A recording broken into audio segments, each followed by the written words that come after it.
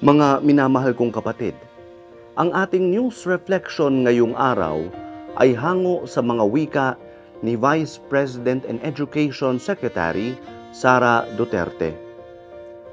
Noong panahong iyon, bugbog sarado ang mga bangkang Pilipino sa West Philippine Sea dahil sa pag-water cannon sa kanila ng China Coast Guard. Nanghingan si Sara Duterte ng pahayag sa usaping ito. Ang kaniyang tugon, no comment. No comment. Sa mga kritisismong wala siyang imik sa pang-aapi sa mga Pilipino sa sarili nilang karagatan. Tugon, No comment.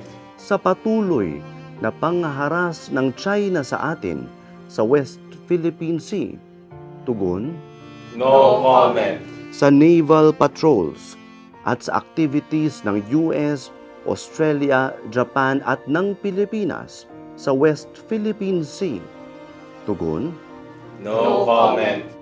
ating pagnilayan ang mga salita ng ating mga pinuno. No comment.